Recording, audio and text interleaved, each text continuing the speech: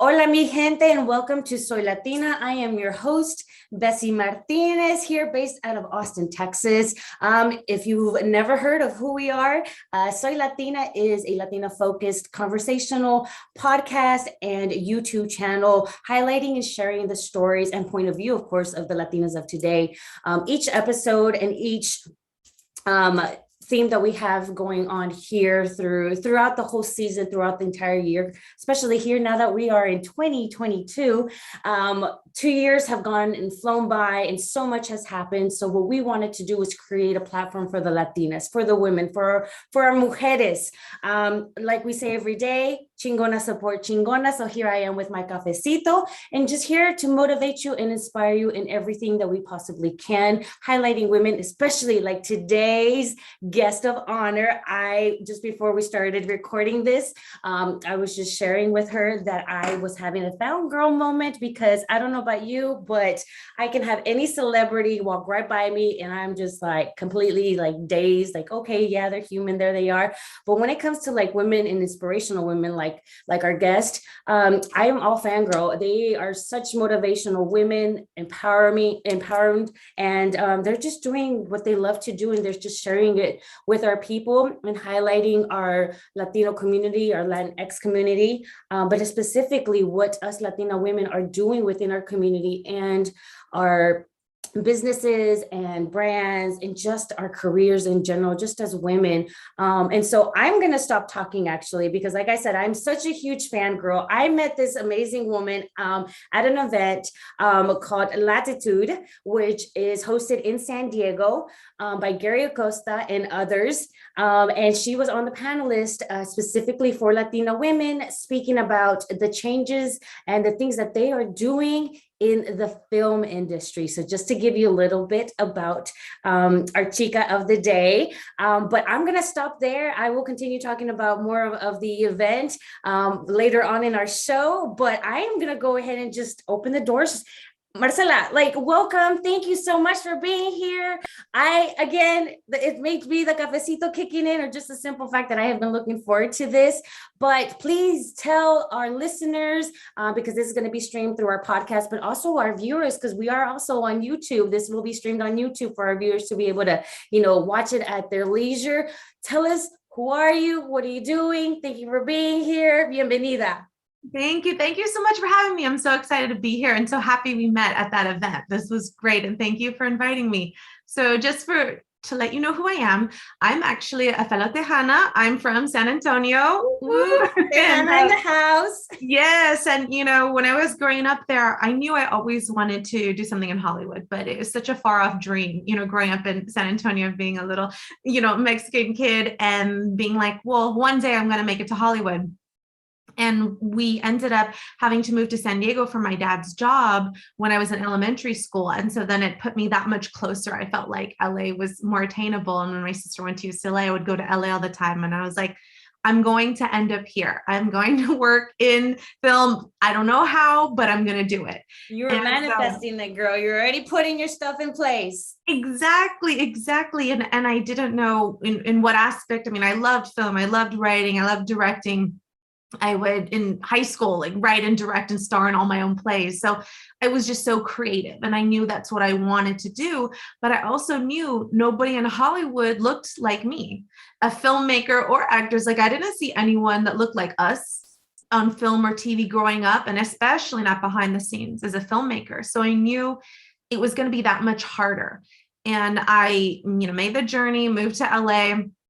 I started off in marketing for Sony. I learned all the marketing at a studio, which was invaluable as a filmmaker to understand the studio world and to be exposed to all these countries. We would travel around the world for premieres with Will Smith and Tom Hanks. Like it was an amazing experience, but I also learned what the studio was like, the marketing of it, the politics of it. And of course, I was always the only Latina in my department. And then I left to run a production company and work on big blockbuster films. Again, the only Latina on set on these huge films. And I lived from Montreal for 6 months on a film. And I was, the only Latina there for 6 months. And it's isolating and it's sad and it's hard, but it makes you stronger. And it made my drive stronger of I'm going to open the door for others that come behind me. I didn't have a mentor. I didn't have a Latina that was guiding me or took me under their wing. But I knew when I got to that point, I would give back. I would open that door for others.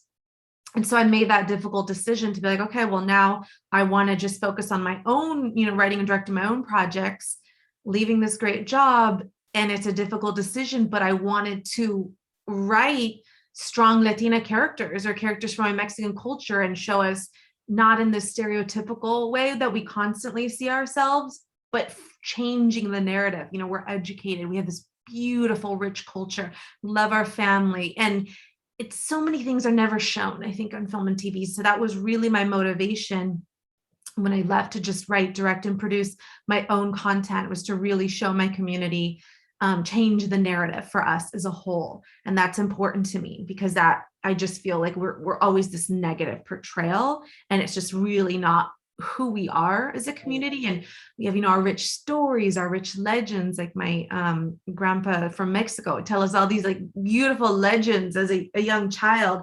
And I just want us to be able to share that with the world. So I focused on writing and directing my own content. And I wrote and directed a short film that I sold to HBO Latino that was on HBO for 2 years. And it was about the Americanization that my parents went through in Texas in the 50s for being Mexican American and punished for speaking Spanish. And my mom's name changed from a very Mexican name, Maria de Jesus, to Mary Jessie on the first day of school. The teachers changed, all their names. And it, traumatized my parents. And it was like, how did they deal with it? And then how did it affect the way they raised my sister and I? So it's just a little 18-minute short, and it did so well on HBO. And I ended up doing a speaking tour across the country at all the universities, reached out to me and said, can you show your short and speak to all the Latino students on campus? I was like, absolutely. And HBO was like, absolutely. Like, that's incredible. So with their support, I ended up doing a national speaking tour, and I was back in Texas. I spoke at a bunch of places in San Antonio as well. And even during the pandemic, I Zoomed with UT Austin and Houston. So we still found a way during the pandemic if I couldn't be there in person. But it was just showed that there were so many Latinos across the country that identified with this in different ways of either they feel they need to assimilate or they feel they need to be more white to make it in this country, and they've lost their culture along the way or lost the language.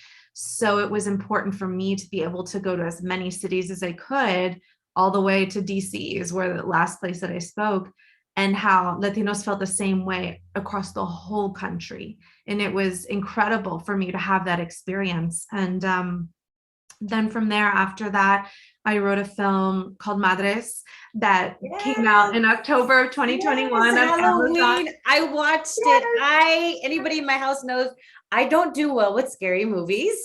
I think ever since Chainsaw Massacre came out, I cannot do scary movies. And when you said that you came out with, first I did my research, of course, because that's just how I am.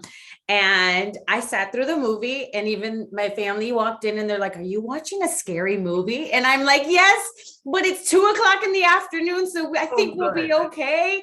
But it was such a good movie. Hands down, Amazon, you all have to watch it. If you're watching this on our YouTube channel, or if you're listening on our podcast, please, I'll put the information, of course. But you need to come and watch this movie. And it doesn't even have to be on Halloween, because yes, it came out on Halloween, but it's just the storyline is just very you identify with it. So please, tell me a little bit, where did you grab the inspiration for this? Because I know that you co-wrote this. So please tell me a little bit of how the idea came up, and just getting it out there. Yeah. So it's a social justice thriller, and those kinds of stories, I think a horror lens is important because you can tell social justice stories. And when I saw Get Out, I loved that movie. And I was like, oh, this is a different kind of horror. You can actually tell a different kind of story and educate an audience to what we're going through in this country. And I thought I would love to do something, in that vein for my community. And I was researching for a different project, and I came across in this book that what was going on to these Mexican migrant women in California through the 70s. And it was a tragedy of what was happening. I won't spoil it for the audience if they haven't seen it, but it deals with racism, immigration, and, females' reproductive rights and all these things that are important and are still current, to our country, what we're going through to this day, unfortunately.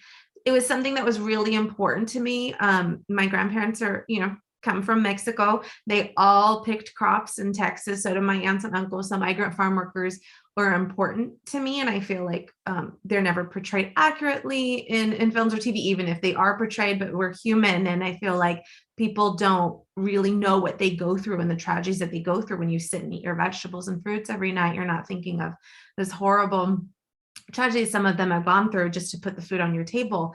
And this was a story of what was happening, these injustices to these Mexican women, these migrant workers in California. And I knew I wanted to write a horror because what was happening to them was a horror. And I think what we do as humans to one another is more horrible and horrifying than like a slasher movie, like any of those horror movies. Yes. What we do is horrifying. And so that was basically how the premise came about. I was like, we have to do this film. We have to write it. We have to write about this subject matter, but we'll do it in a twist of a ghost story that connects at the end. But you find out what is really happening in these towns to these pregnant women. And that is the true horror. And so we just got lucky at the time. Blumhouse was doing another Welcome to the Blumhouse series where they feature underrepresented filmmakers and stories that we don't get to see as much. And there was another opening for one last film, and we sent it to Blumhouse and Amazon, my manager, and they loved it so much because you never know how someone's going to take a story like that about, it's about immigration, about racism, about migrant farm the workers. topics, those like taboo-ish topics. Exactly. And it's a very heavy subject at the end of it. So I didn't know it. And, I'm not pitching to Latinos in the room, the execs are not Latinos. So that's the other thing. I don't know if they're going to understand where I'm coming from. And they 100% got it right away. And they were like, this is a story that needs to be told. Mm-hmm. Absolutely. And so Blumhouse and Amazon, I will be forever grateful for them. They took a chance and a risk on telling our stories, but they also understood that these stories need to be told. And that's why I love, the Welcome to the Blumhouse series specifically. They're taking a chance on filmmakers and stories that maybe other studios aren't telling. And it just was such a great experience working with them, and their notes and everything just made it a stronger film. But it was really a wonderful experience. And then after that, my career just took off. I just got so incredibly busy. Like after you sell one, it took me years to get to that point. Yeah. But after you sell a feature and into one of these bigger studios, then your career just takes off into that has what happened to me. So I've been extremely busy for the last 2 years after I sold that. So when you were researching this storyline, did you have like a specific storyline, or was just one of those things like you had mentioned earlier, like I'm the only person in the room that looks like me, that speaks like me, that, has a background of this rich culture. So was it one of those things, like you said, I want to take it upon myself to be able to highlight this? Or was it one of those, like after collectively hearing along with your own experience, in the industry and growing through your own journey in your career, that you said, what, this is going to be, this is the route that I want to be able to mold, and let's hope and pray that somebody understands it and doesn't want to change it, because that's usually what can definitely happen. We've heard stories of so many artists where they want to continue staying true, but given whatever the culture is going on in that, it ends up getting changed, and so it's real hard to say. I really hope they don't change this idea, this storyline. So was it like a collective of people or just, stories, or was it just mainly just you setting your heels to the ground and saying, no, this is really what I want to do, and I'm just going to continue researching until I find that storyline that's going to fit it? Yeah, it was basically that. It was just, I knew I wanted to one day write a social justice thriller for my community. Like I knew that's what I wanted. I needed to find the right story. And in the meantime, I was writing something else. I was writing the feature of my HBO short on Americanization. I was doing other stuff. But then when I came across that story, I was like, this is the story I want to tell. This is the one.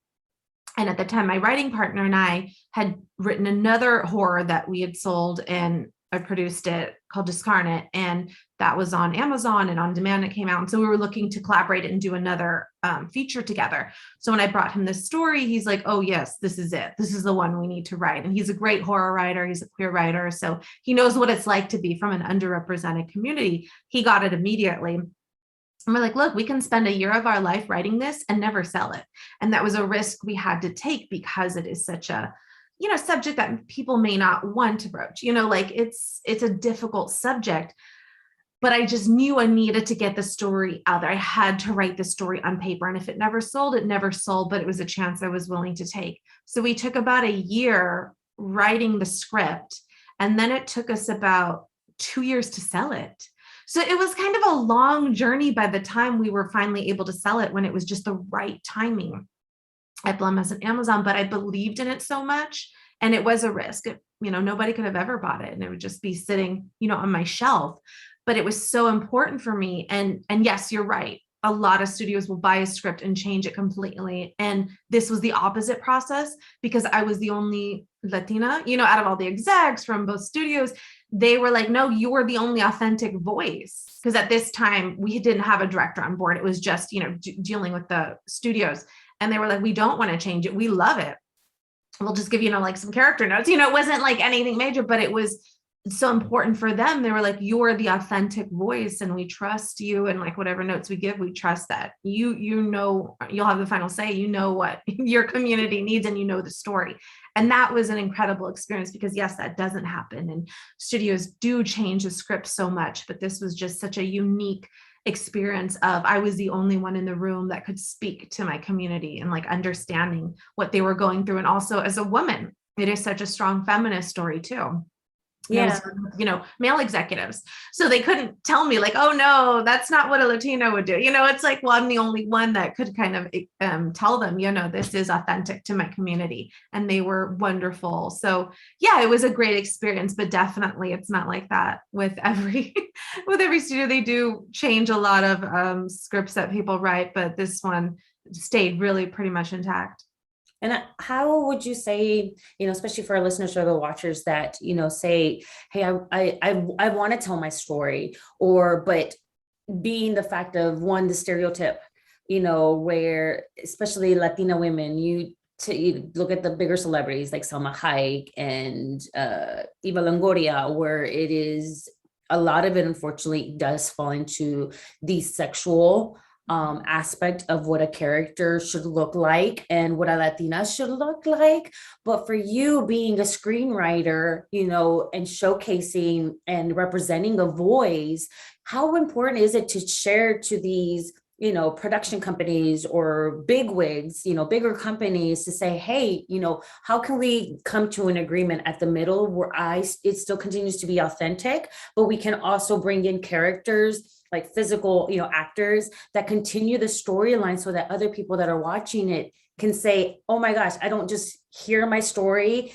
but I see my story because I see somebody that looks just like me, for instance, back in the 70s. But now if you were to make it more a modern version to it, what the Latino women are looking like these days, both physically and the way we carry our day-to-day lives. So how would you approach it, or how would you, what would you tell them to say, hey, I want to do what Marcella's doing, maybe not necessarily as a screenwriter, maybe as an actress, or how do I just in general tell my story without feeling like I'm going to keep getting that stereotypical, door shut in my face type of thing. Right. I think actually Hollywood is changing, because it definitely was always like that, of just the stereotypical sexy Latina, like we've had that for years, but it has been changing over the past few years because Hollywood recognizes we are a force in this country. We show up at the box office, and there need to be more stories for us, by us.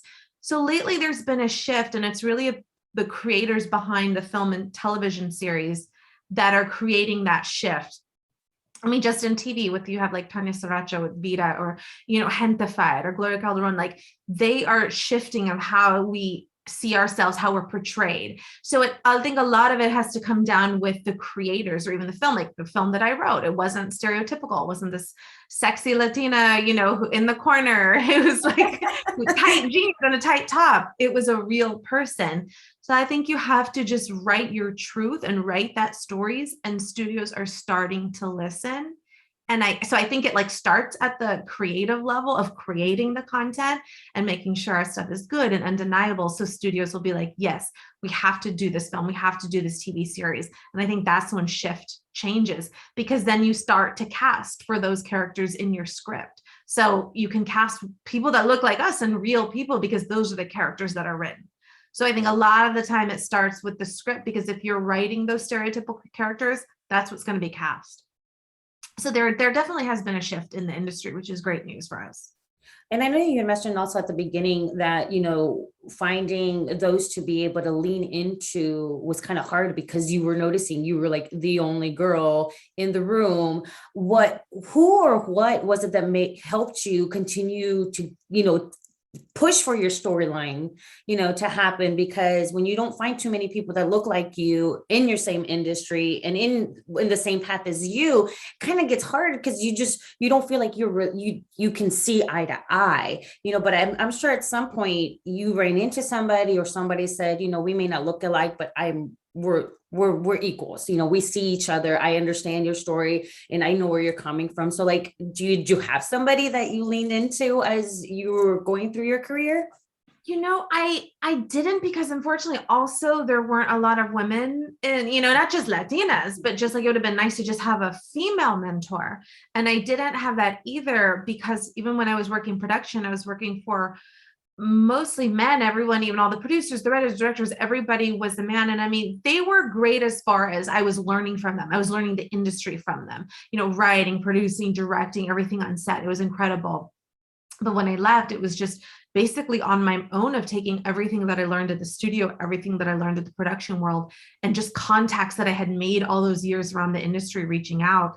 But there really was no one that I could turn to as a mentor, as a guide.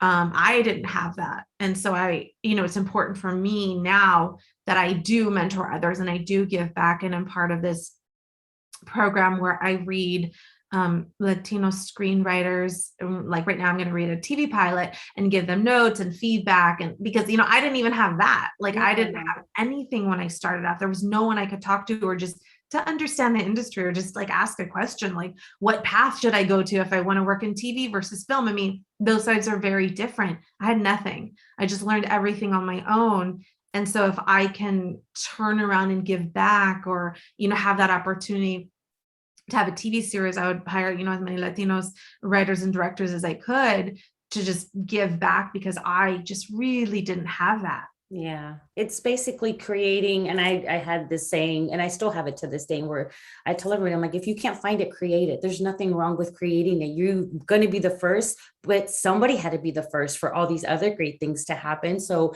if you can't find where you're looking for, create it, make it your own, but share it, because there's just a way of how the universe always gives it back to you in some form, I think.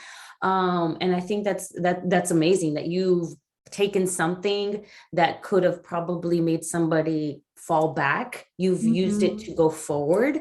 And I think not just as Latina women, or, in our community, but I think just as women in general, to be able to take that and just change it and kind of take it as a different aspect and say, hey, like, this happened to me and I didn't have anybody, but if you can't find anybody, then you be that person for that, for whatever it is that you're doing and that sort of thing. And so what advice would you give somebody that's now, or, either starting, or maybe they've been on this trail for some time and just kind of felt that stuck? What advice would you give them to be able to keep going when they're the only ones that are still looking around and the only female in the room and the only Latina in the room? And it can go as high as being an executive, or as, or as far as a small business owner. So what advice would you give them? Yeah, no, it's true. Hollywood still doesn't have very many of us. So most likely they are the only one in the room. I mean, I have Latina friends who are executive at studios, and they are the only one in the room, and they're the only voice fighting for us. And it's hard and it's difficult. And I would say just what we were talking about is turn around and open the door for somebody else, because it is very difficult for us that have gotten through that door, but turn around. So if you're an executive, my friends were always trying to hire other Latinos, coming up, either as assistants that can move up as creative execs, but turn around and hire and help others. So that was important. But for people, in my industry, it really depends. If you're a TV writer, I'd say be a TV assistant on a good show, because those can move up, because, TV is so hard, I know, to break into as well as writers. And on the film side, it is beneficial to work for a big director or a big producer, as assistant, and work in a production company. You learn so much, especially on these big sets. That's why I learned everything.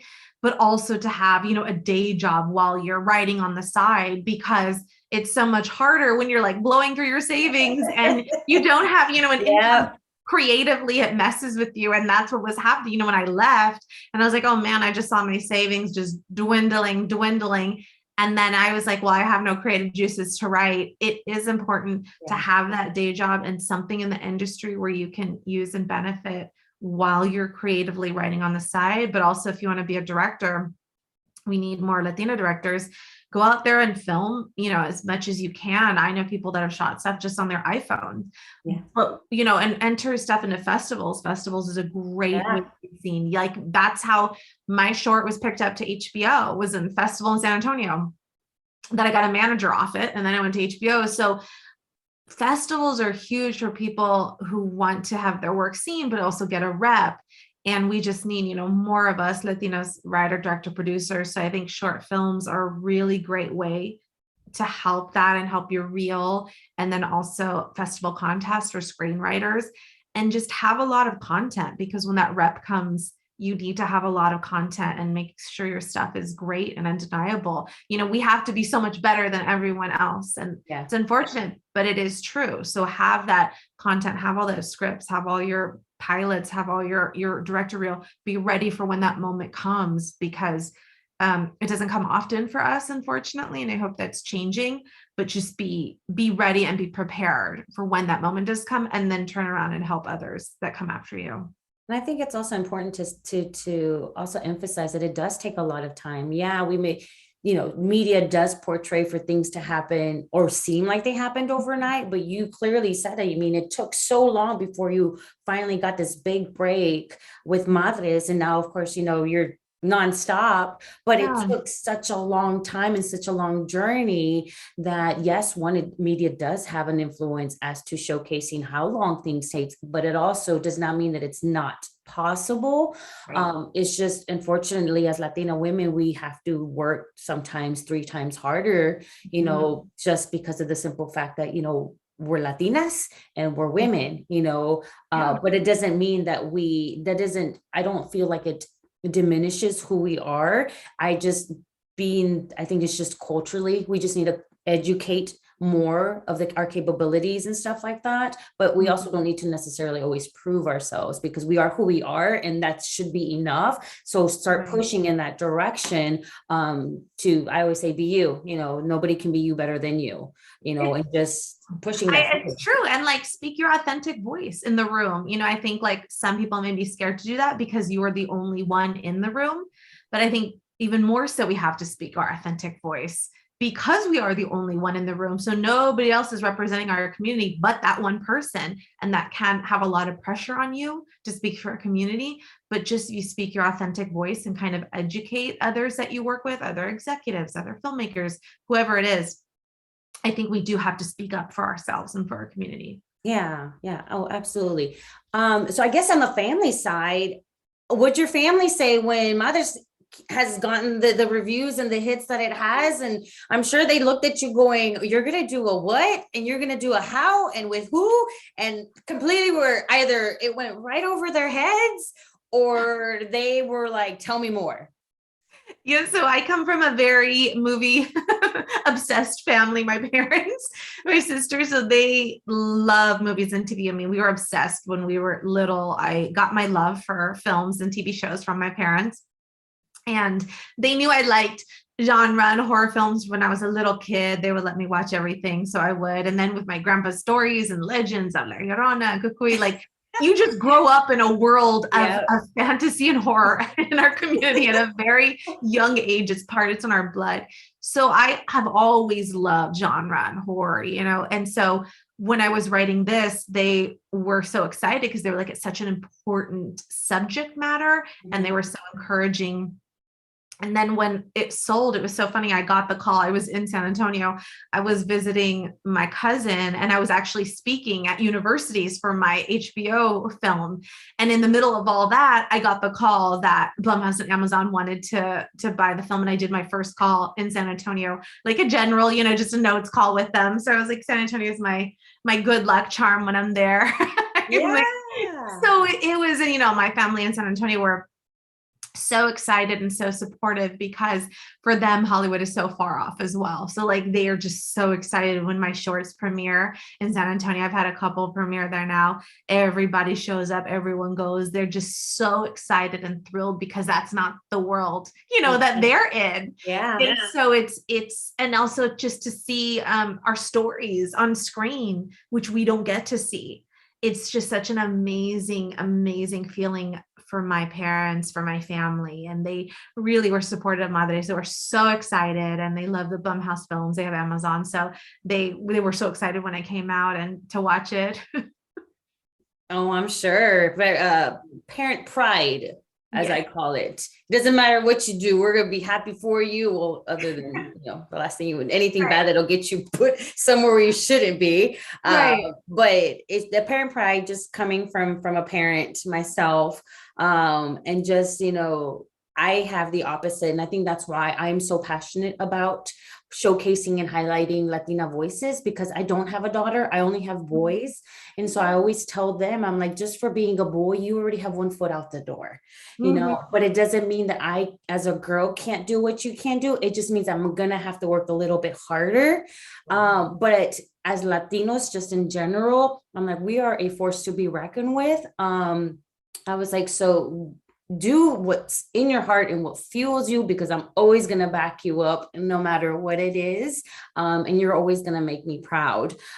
So who you could I love that. And like, my parents were the same way, because I always wanted to do something creatively when I was younger, and they never said, no, you can't do that, or no, it's too hard, or no, you'll never make it. Never, not once. They were like, absolutely, you're going to move to LA, great, you're going to write this, wonderful, you're going to it was always like, absolutely, you are creative, this was for you. A 9-to-5 desk job was not for me. I knew that was never going to be my world.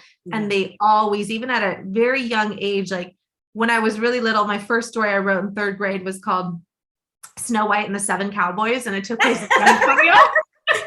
Because of being in Texas? Yes, and it was in San Antonio, and it was like the prince owned like the biggest ranch. He was this like vaquero.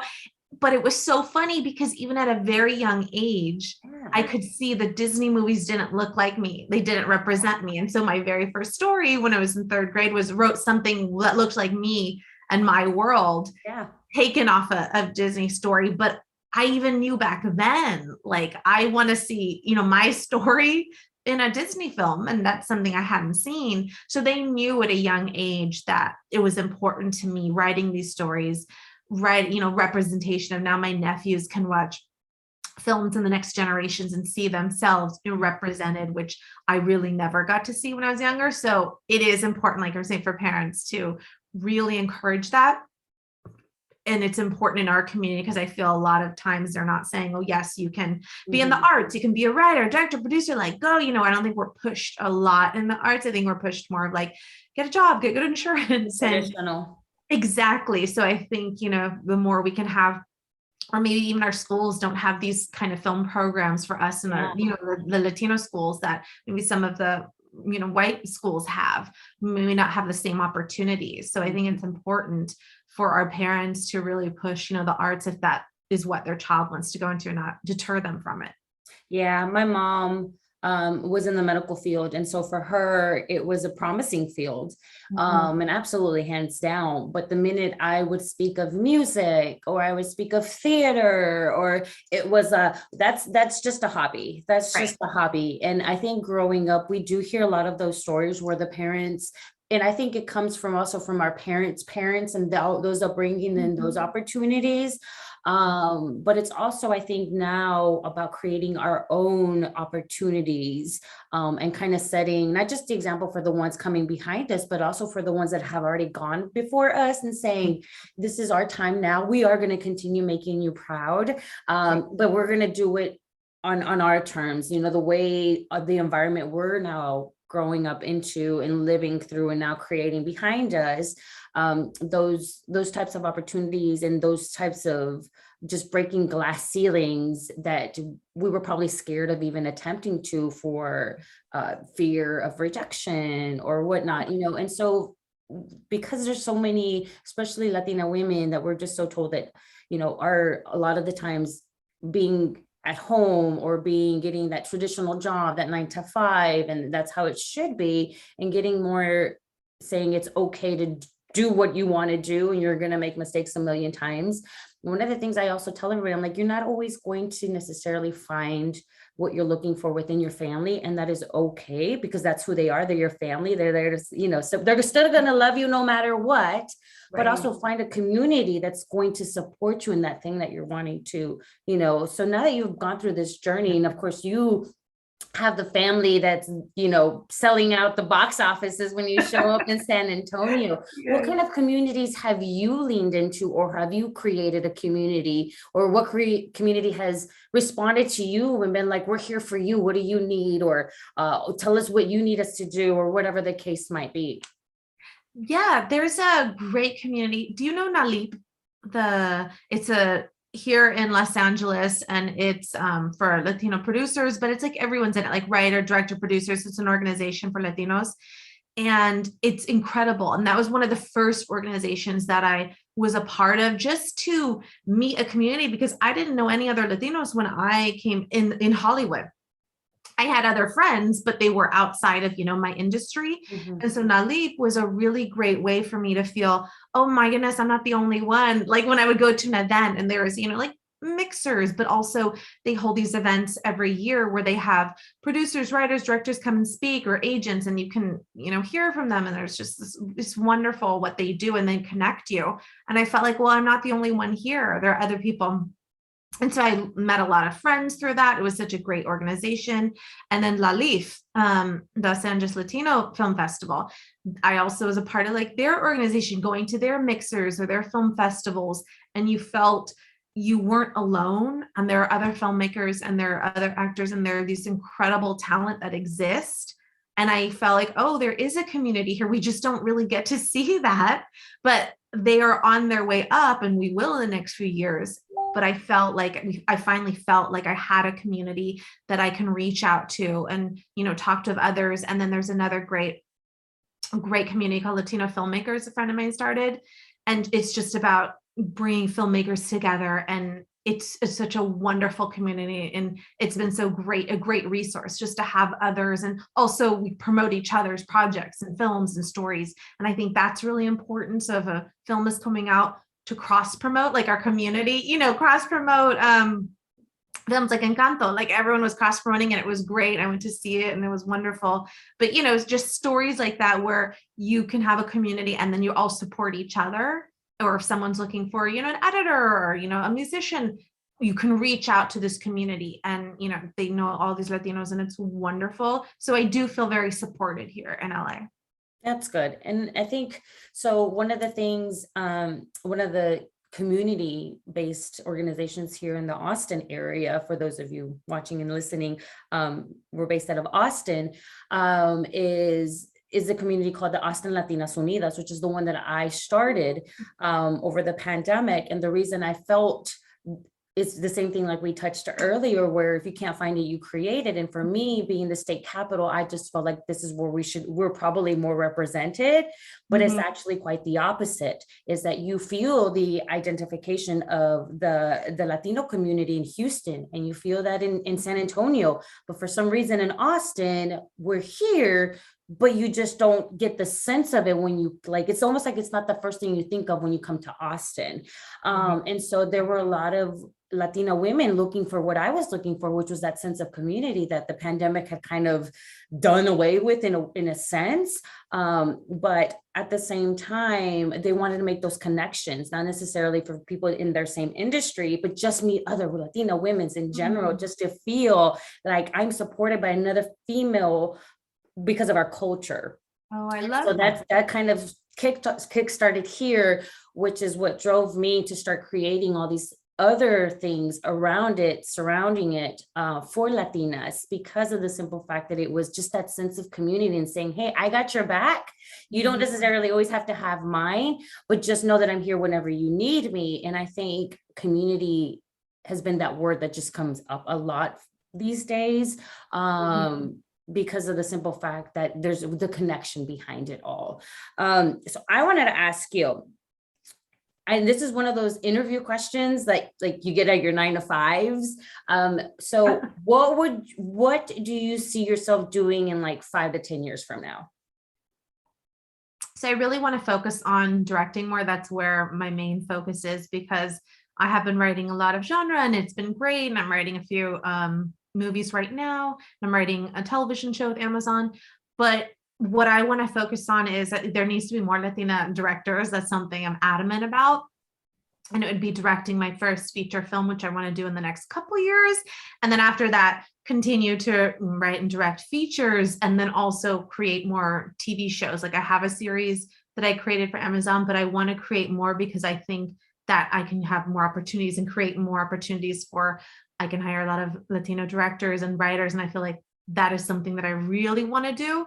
So in 5 to 10 years, I would hopefully and grow my production company as well, but just be really focusing on directing more features and bigger stuff. My dream is to be doing like a Latina superhero film, like I want to go, like I love horror, but I also love all genre, like superheroes, Star Wars is my favorite, that whole world, Marvel. Yeah. That's like what I want to get into. And I think we're not represented really in those That would spaces. be awesome to see.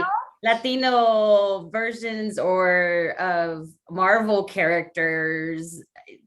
Like that would just be amazing. Yeah. So that's a space I really would love to just really get into, because that's what I love. And I love, we show up at the box office for this film. So we should be represented across the board in all these big movies.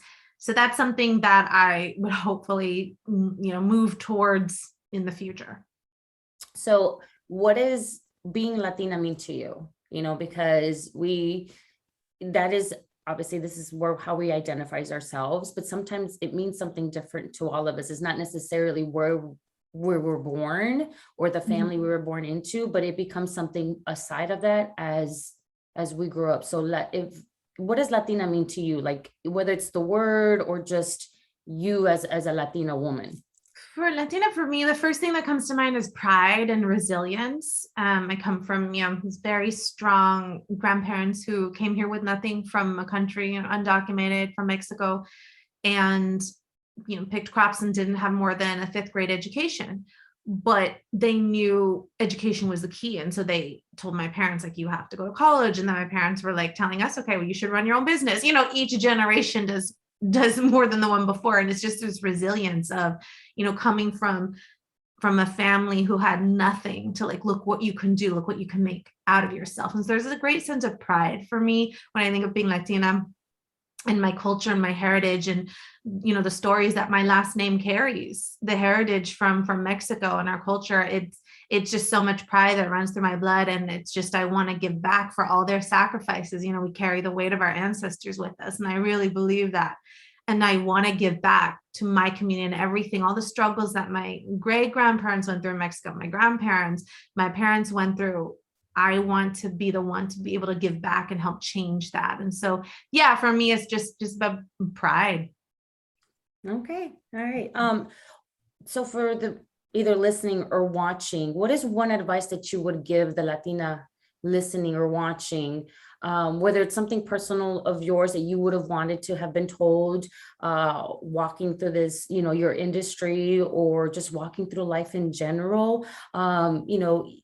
Even if you sat down with your, what is it, third grade, was it that you wrote your story? Mhm. What is Yes. the advice that you would give that version of yourself, or even a current version, to be able to just get them through? Because like I said, we're still in a form of sense of a pandemic where we're still kind of isolated, but not just isolated physically. I think as Latino women, we're still kind of isolated in the version of what people seem to think where we belong in the world.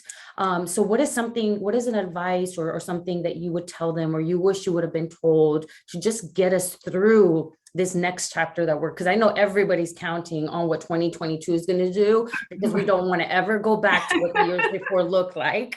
Right. So what would that be? What would you, I guess, what would be those things that you just know would just stick with you moving forward? I think the number one advice I would tell anyone, or my younger self, was don't give up, because there were so many times that I wanted to.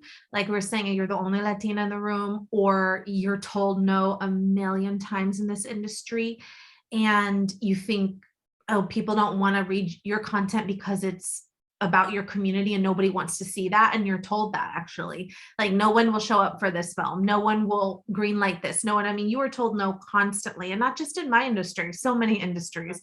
Latinos are, the door is closed to them, whether they miss out on a promotion or, that job opportunity. We're told no a lot.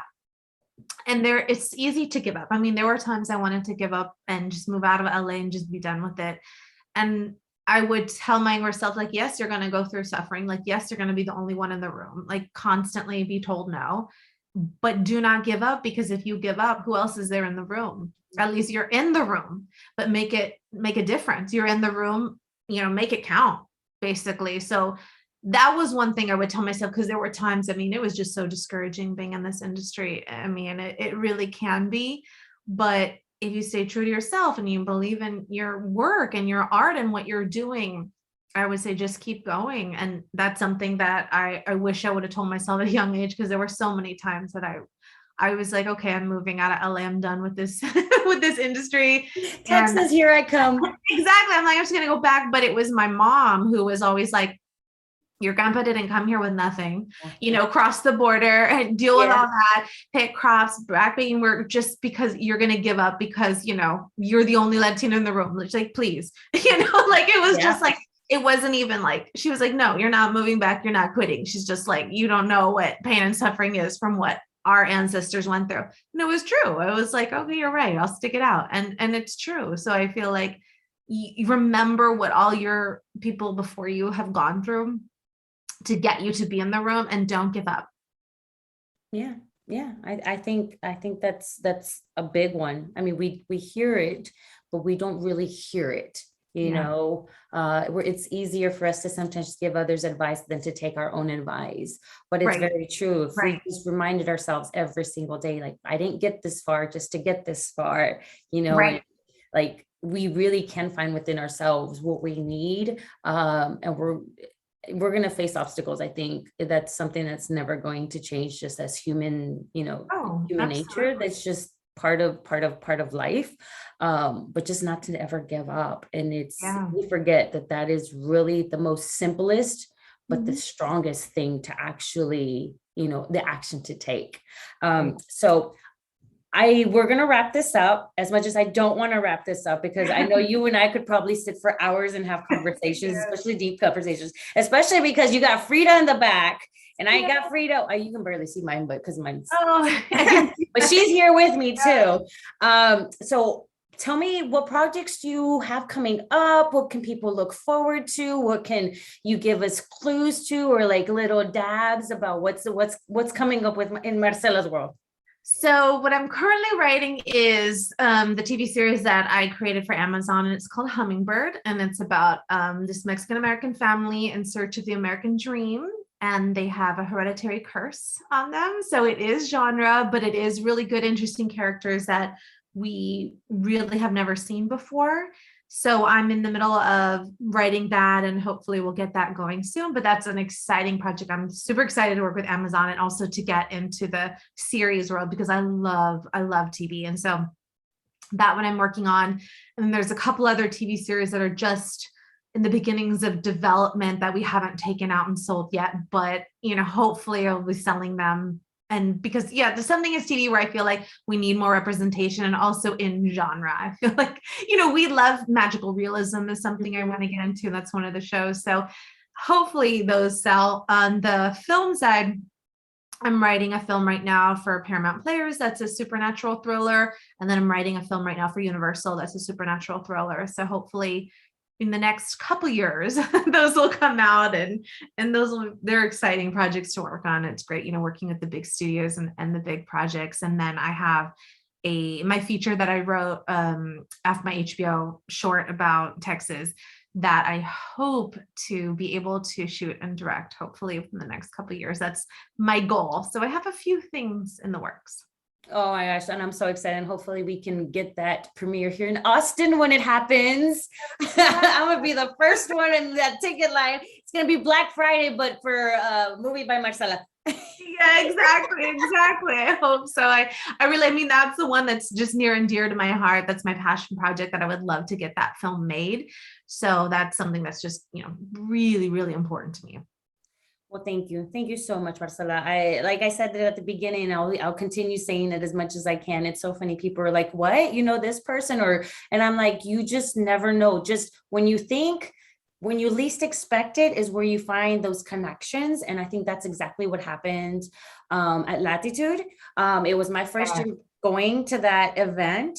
I learned a lot, and obviously that's where you and I made the connection. And so I will always be grateful, not just to the event, but to the fact that your heart is so open, because you're such a person that's anybody sees your resume and is like, man, like you are probably so busy, like you don't have time to do these like YouTube channels and podcasts and whatnot, but it's just your heart, that you just wear it on your sleeve, and it doesn't take 2 seconds to realize that. So if you ever see Marcella in person, please don't be shy to say hello to her. She will definitely say hi. She may have to run out the door 2 seconds later.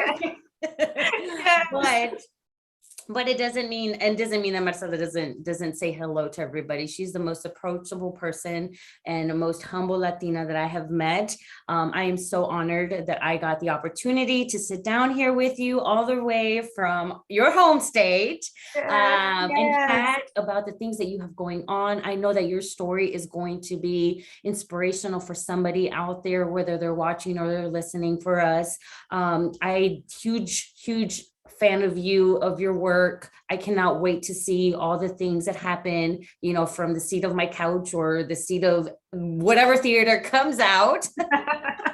So please, I will put all the information to the current stuff that she has going out, that is out there, on our show notes on the podcast and also on the YouTube. So just make sure that you are always subscribing and that you have your notifications turned on, so that way you know what's going on here with Soy Latina. This is made for all of the Latinas out there, by the Latinas.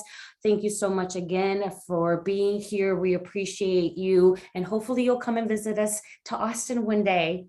Yes. Well, thank you. Thank you so much for having me. And I love just being a part of your podcast and everything that you're doing for Latinas. I think it's so important, and your work is important. So I'm grateful. I'm so glad we met, and I'm grateful that you asked me. And yes, I would love to come to Austin when I go back to my hometown in San Antonio. I'll have to drive on up there and take a trip there.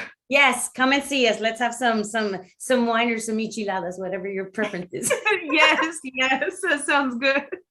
All right, chicas, thank you so much for watching. And then for those of you listening through our podcast, thank you so much from the bottom of our heart. Remember, Chingonas support Chingonas, and Unidas, we're always better. So let's go out there, let's motivate each other, let's empower each other, and let's just keep telling our Latina stories for all of the ones that are before us and behind us. And I can't wait until the next time. Hasta luego.